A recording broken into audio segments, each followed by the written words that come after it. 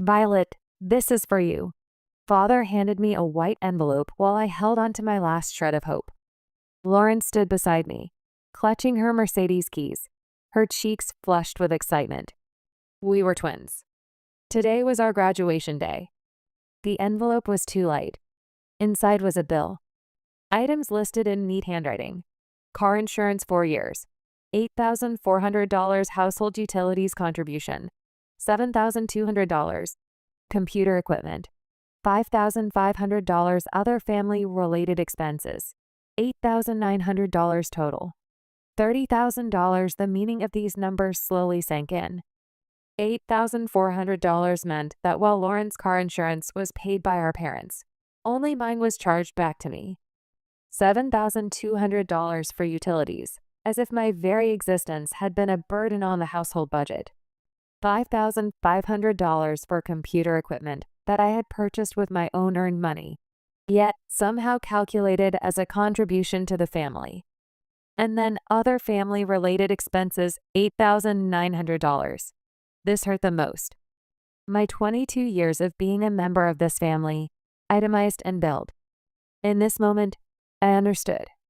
In their love, my share had never been calculated. 3 hours earlier, the ceiling fan in our living room spun slowly overhead. The June heat stirred the air, but provided little actual relief. I was wrapped in my graduation gown's polyester fabric, fighting the discomfort as it clung to my skin. Across from me, Lauren adjusted her cap's tassel.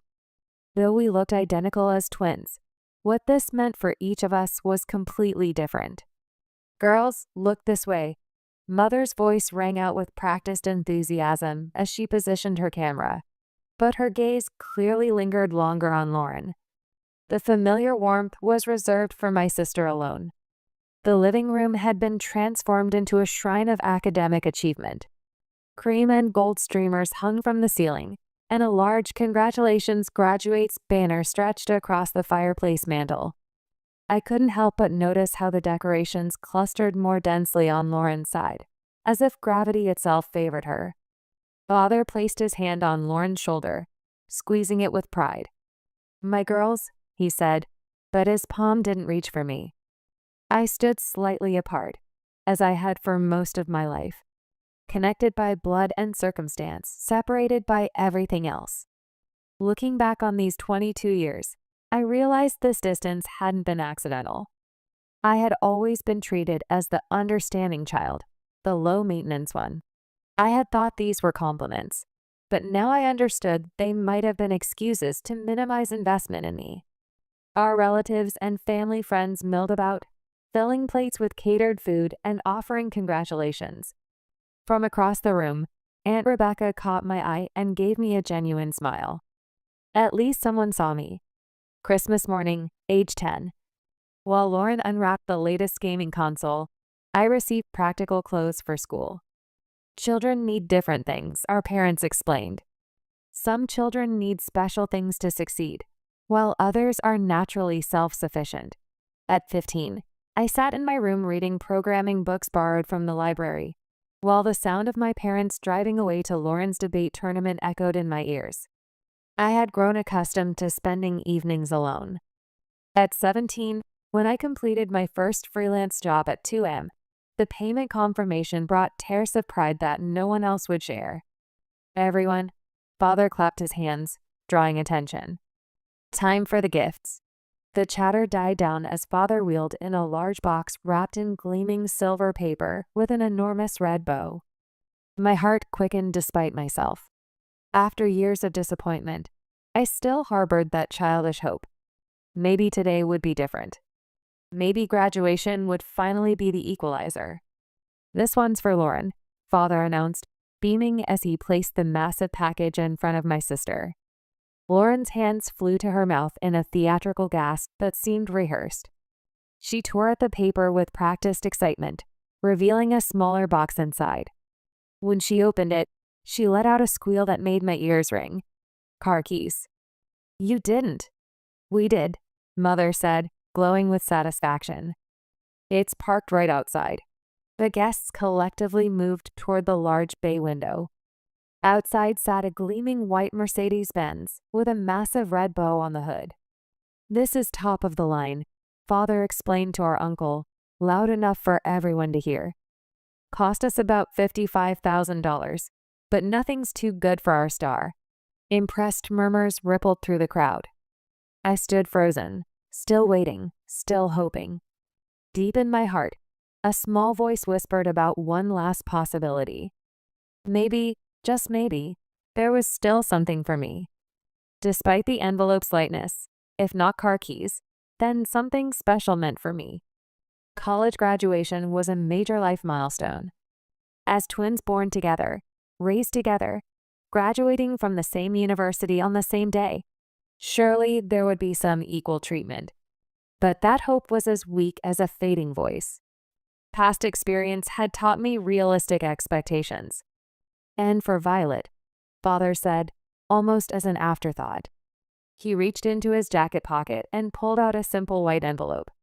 As the room quieted, he handed me that light paper envelope. I thought this was the fairest approach. Mother's voice drifted from somewhere distant. "I thought it would be good for you too. You've always been so practical." Practical, and now I understood the real meaning of this word. Did practical mean I should silently accept inequality? Did practical mean I should accept becoming a burden to the family? My hands trembled, but I kept my face composed. A skill I had perfected over 22 years. Family responsibility. Father was explaining now, his words clearly rehearsed. "We've supported you both equally, but differently. Lauren needs different things to succeed in life." $55,000 and a $30,000 bill. Father was seriously saying this was equal. Apparently, Lauren needed a Mercedes for success, while I needed debt for success. The atmosphere in the room changed. Confusion appeared on the guests' faces. Everyone was harboring the same question: why a car for one daughter and a bill for the other? Lauren, already texting friends about her new car, glanced up with a dismissive shrug. "You always say money doesn't matter to you, Vi." Lauren's voice carried its usual confidence, as if my reaction was predictable and insignificant. In this moment, I began to understand that my sister wasn't just a beneficiary of our parents' favoritism. Lauren had completely understood my position and accepted it as natural. But from across the room, only Aunt Rebecca approached me. While other people drifted outside to admire Lauren's car, Aunt Rebecca stood beside me and quietly placed her hand on my shoulder. "Are you okay?"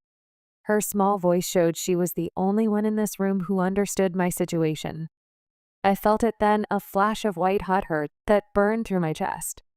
I quickly masked it with the composure I'd perfected over years of similar moments. But something had shifted. Something had broken. I carefully refolded the bill and returned it to Father's white envelope. "Thank you for this," I said, my voice steadier than I felt. It's a real eye-opener. No one noticed the weight of my words. Father had already moved on to the next topic. Mother was fixing Lauren's hair. The guests began laughing again. As if nothing had happened, the party continued. But this time was different. Some guests looked back at me. Not just Aunt Rebecca, but others too. The guests began murmuring. "A bill? For graduation?" Someone whispered quietly. "On the same day, one gets a car and the other gets." Another voice stopped mid-sentence. The air in the room grew heavy, and conversations became increasingly fragmented. Looking back calmly later, there was a fundamental contradiction in my parents' logic. If I was truly independent, why did they need to bill me for 22 years of living expenses? If I was truly practical, why shouldn't I question this obvious unfairness? I slipped upstairs to my bedroom while congratulatory exclamations floated up from the driveway. Inside, I closed the door quietly and pulled my pre-packed suitcase from beneath the bed. I had prepared it last week, a precaution, a suspicion, an escape route I'd hoped I wouldn't need. When I packed this suitcase, I still hoped somewhere in my heart that today might be different. But at the same time, the realistic part of me, learned from years of experience, told me to prepare for the worst-case scenario. and that worst case exceeded my imagination. The suitcase contents were minimal, but contained the essence of my life. A few clothes, important documents, my laptop, and a small notebook I'd kept since I was 15. That notebook contained detailed records of unequal treatment within the family. Rather than a record of my emotions, it was an accumulation of objective facts. Now I think it might have been my way of maintaining my sense of reality. As I placed the last items inside, I heard Lauren revving the engine of her new car. The sound of freedom that was given to her, while I was expected to pay for the privilege of having existed in this house. Today was supposed to be our day. But then, it had never really been our anything. I zipped the suitcase closed. It contained everything I truly needed. And what I needed most right now was to leave. 3 months later, morning sunlight filtered through the thin blinds of my new apartment. The space was small, but truly mine. I sat at the edge of the bed, my fingertips tracing the unfamiliar cotton sheets. 3 months. That was enough time for a new life to get on track. The first few weeks were spent exploring the boundary between freedom and loneliness. The freedom of morning coffee without interruption, sleeping and waking when I chose. But I also had to adapt to the silence without the voices and sounds I'd known for 22 years. Now this small apartment had become my sanctuary. The furniture was secondhand, but everything was my choice. The wall color, the bookshelf arrangement, all my decisions. For the first time in my life, I had a space where my preferences took priority. My phone buzzed for the 4th time this morning. Catherine, that's how I'd come to think of her, not mother. Names create distance, and distance was what I needed. I let it ring until silence filled the room again. 11 missed calls, I murmured, scrolling through the notifications. 3 from Catherine, 4 from Richard, and 4 from Lauren. The timestamps showed escalating concern, or perhaps inconvenience. The first calls came around 9 last night, casually spaced. By midnight, they were coming every 20 minutes. By this morning, panic had set in. I imagined the scene at home. Catherine discovering my empty bedroom, essentials cleared from the closet, dresser drawers half empty. Richard would dismiss it with a wave of his hand. She's just being dramatic. She'll be back. Lauren would have claimed my bedroom before noon, the larger space, the better view, a prize she'd coveted since childhood. I could see her hauling armfuls of designer clothes across the hallway before my sheets even cooled. My phone buzzed with a text message from Catherine. Violet, this tantrum has gone on long enough. We're worried. Please call. The word tantrum ignited something in my chest, a flash of heat that confirmed I'd made the right decision. 22 years old, college graduate, and still my emotions were dismissed as childish outbursts. A knock at my door interrupted my thoughts.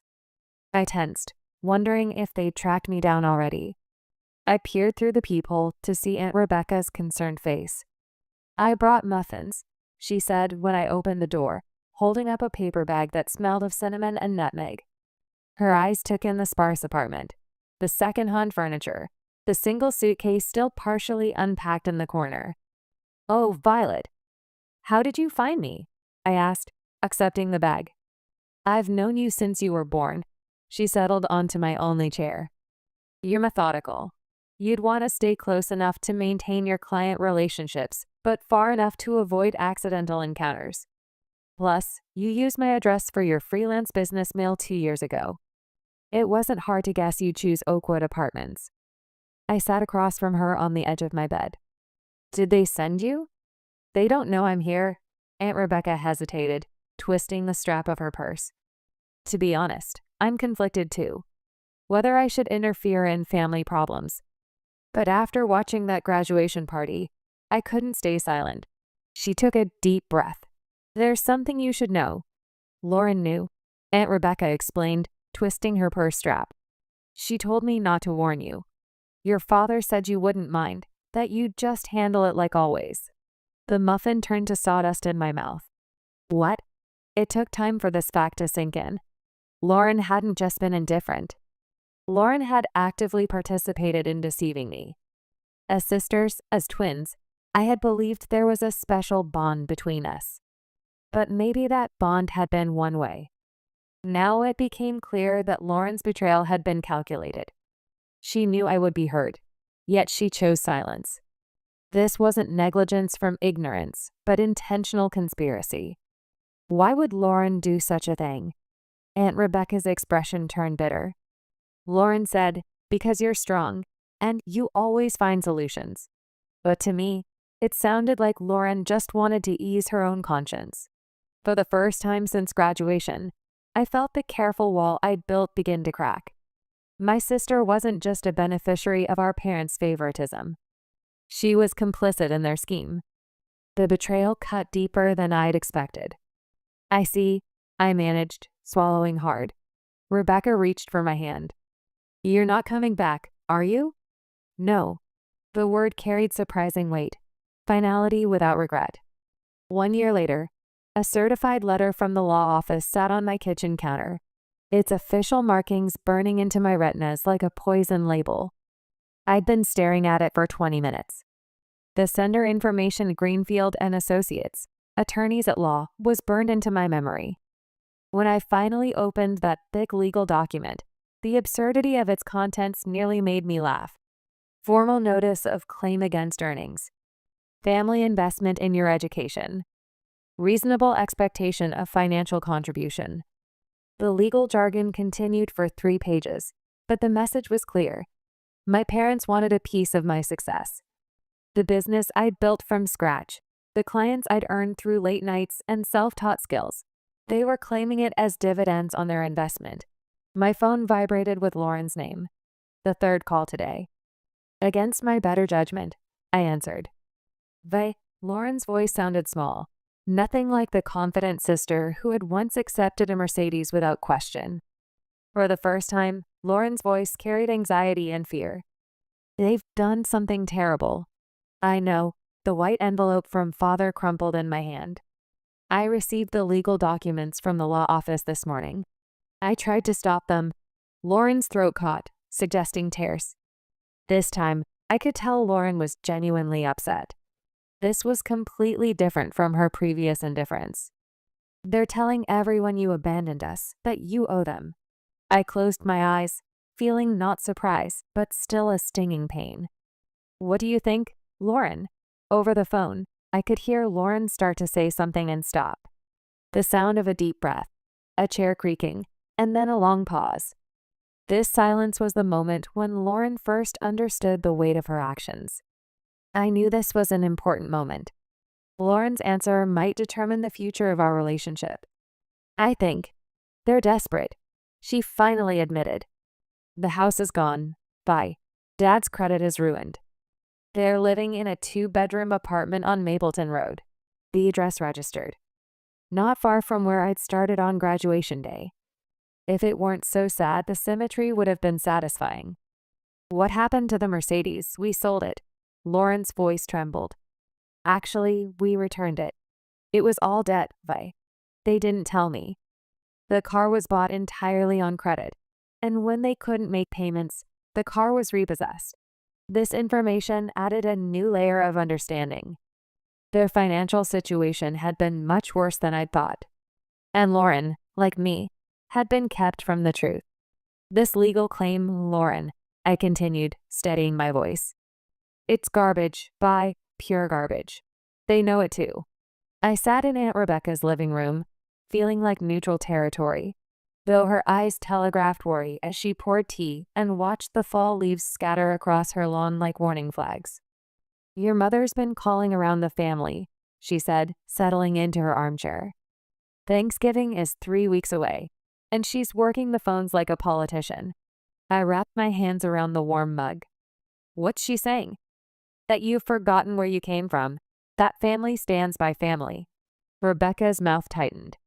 "Your cousin Michael asked if that was the same family that handed you a bill on graduation day." A small satisfaction warmed my chest. Words getting around. "Yes, well," Rebecca adjusted a throw pillow, avoiding my eyes. "People are taking sides, Violet. Your father's sister isn't speaking to me because I wouldn't condemn you at church." She paused. The annual Hawthorne family Christmas photo is scheduled for December 1st. Your mother pointedly mentioned that you'll be noticeably absent. The Christmas photo, a tradition stretching back to my grandparents' generation. My absence would speak volumes. I'm sorry you're caught in the middle, I told her, meaning it. Rebecca reached for my hand. Don't be. Some middles are worth standing in. My attorney Clarissa Wu's office smelled of leather and lemon polish. She reviewed the letter one final time, her experienced eyes narrowing at certain passages. This is legally indefensible, she stated, setting it down with a decisive tap. No court would entertain the notion that parents are entitled to their adult child's earnings as repayment for raising them. I'd brought my documentation, a leather portfolio containing years of financial records, every inequality meticulously noted.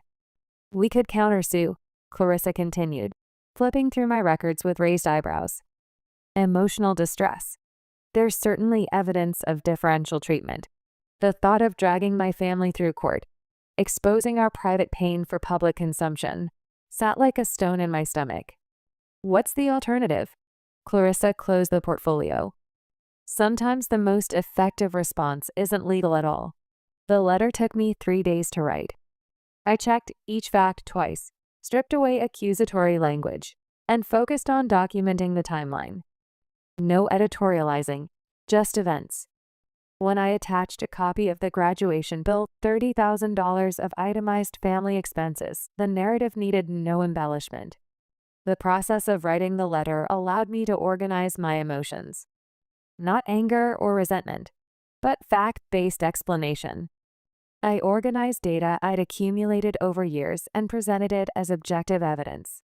This was an emotional complaint, but a document as cool and fact-based as a business report. Particularly important was using numbers to show the contradiction in my parents' reasoning. How equal but different support translated into a $55,000 gift and a $30,000 bill. How expectations for the practical child became demands for one-sided sacrifice. The final paragraph offered Lauren assistance with job searching and career counseling should she want it. This was an important addition. I wanted to present constructive solutions, not revenge.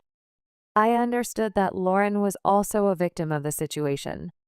I sent it to my extended family, my parents' close friends, and the church community that had been my parents' social circle for 22 years. I didn't send it to hurt them. I just needed to answer the story they were spreading about me abandoning my family with facts. I sent my only defense the truth, plainly stated against the revisionist history they were building. The responses came like rainfall after drought. First a few drops, then a downpour. Aunt Rebecca called to tell me my father's brother, always their staunchest ally, asked them point blank about the bill at Sunday dinner. Your mother couldn't look him in the eye, she said. She excused herself and cried in the bathroom for 20 minutes. Lauren texted that the lawyer had withdrawn the claim. No explanation given, just a formal letter of disengagement. At the grocery store, I ran into Mrs. Peterson from my parents' church. She squeezed my arm and whispered, "We had no idea, dear." No idea at all. She slipped me a Thanksgiving invitation before hurrying away. The power had shifted. Not because I sought revenge, but because I finally stopped protecting them from the consequences of their actions.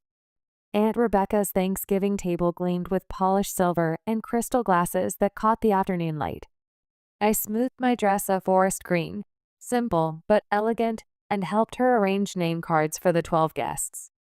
"Are you sure about this?" she asked, placing my card at the head of the table, opposite from where my parents would sit.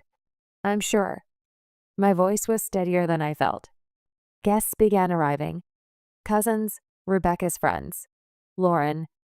My sister froze when she saw me, then rushed forward, her embrace awkward but genuine. "I didn't know you'd be here," Lauren whispered in my ear, scanning my face. "I should have seen it, Vi, all those years. I should have seen how they treated you." I stepped back, studying the sister who had once accepted my invisibility as the natural order. "What changed?" Lauren's eyes flickered. Once you were gone and couldn't be the responsible one anymore, they expected me to fill your role. Lauren wiped a tear.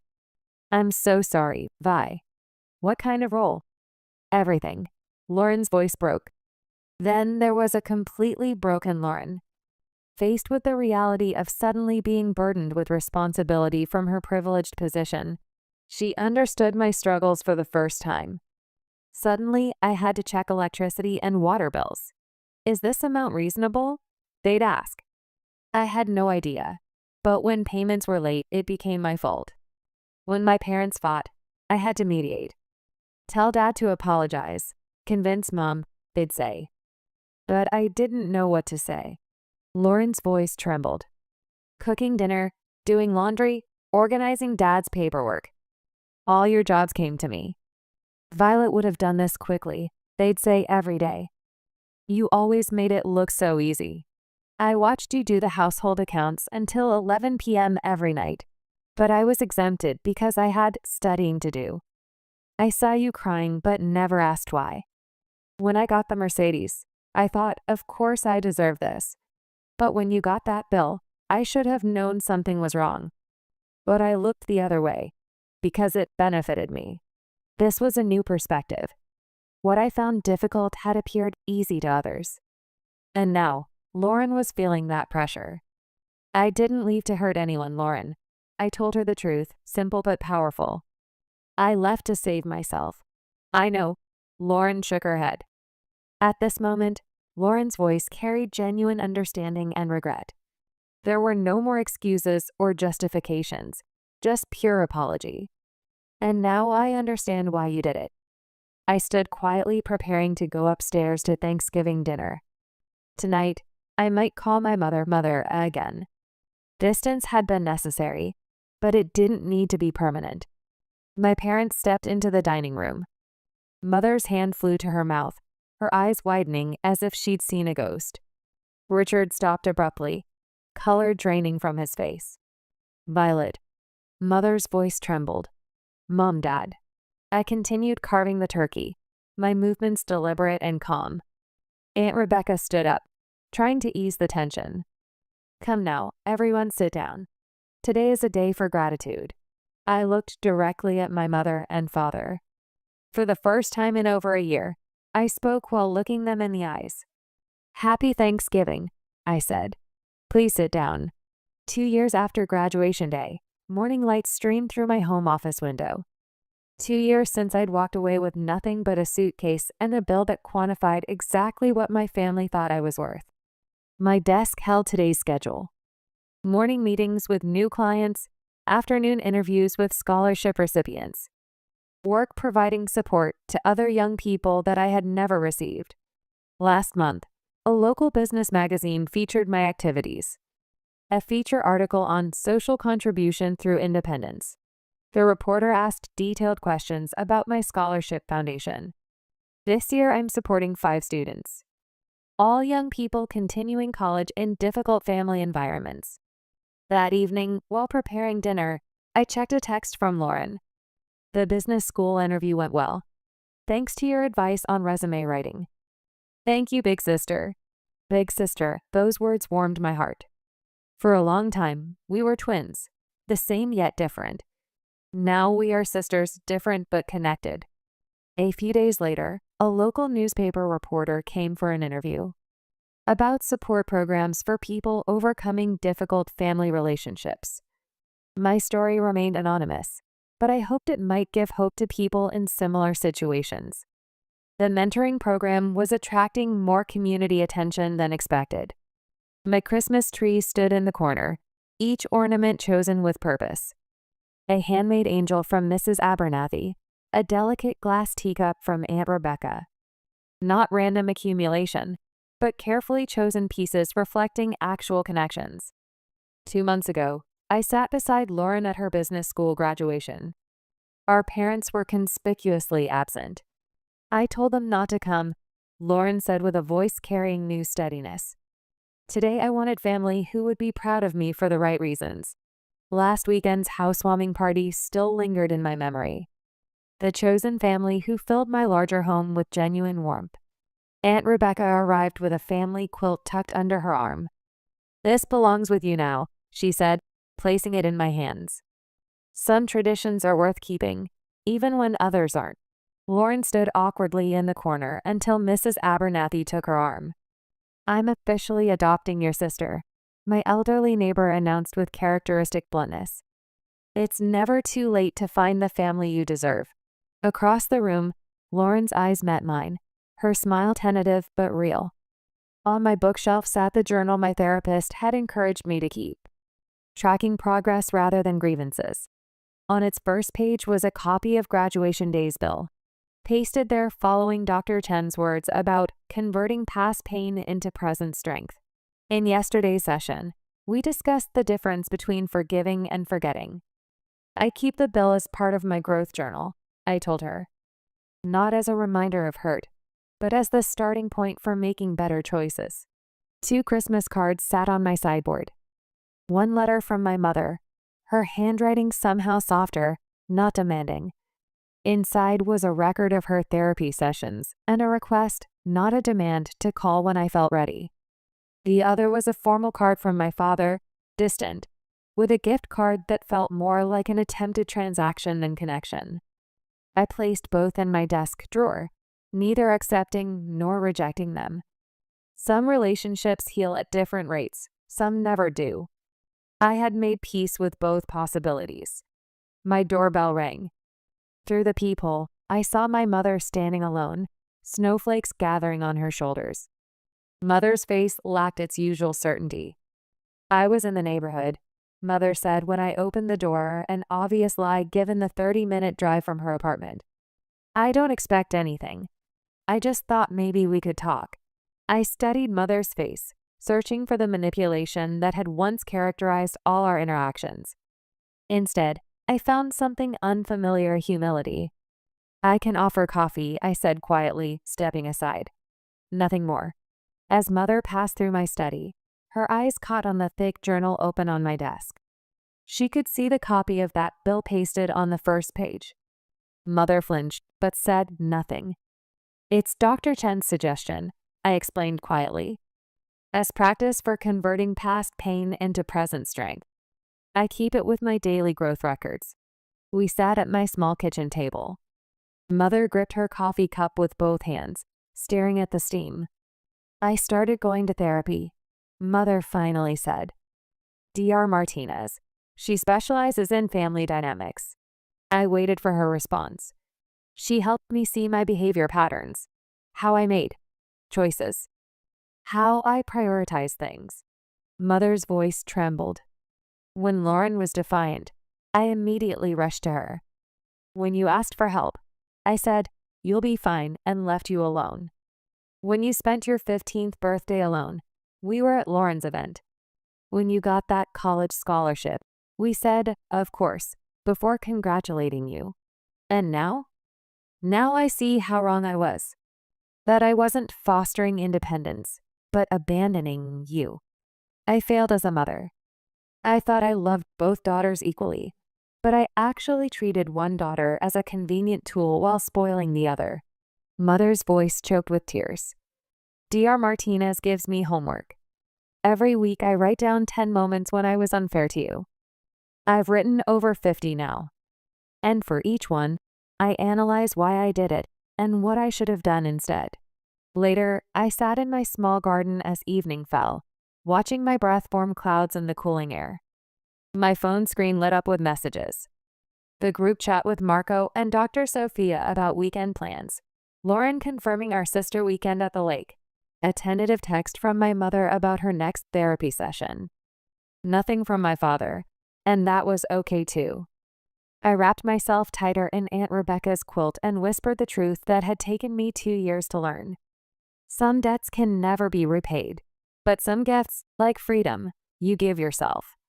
Looking up at the night sky, I saw stars shining, each glowing independently while forming part of a larger pattern. Maybe family could be like that. Too close and they dim each other's light, but with proper distance, they can build relationships where each can shine without crushing the others. Tomorrow, I have a meeting with a new client. Next week, the Scholarship Foundation Board meeting, and next month, Lauren's graduation ceremony. Life continues, richer, freer, and finally, truly my own. My phone quietly vibrated. A text from Lauren. Business school interview went well. Thanks to your resume writing advice. Thank you, big sister. Big sister, those words warmed my heart. For a long time, we were twins, the same yet different. Now we are sisters, different but connected.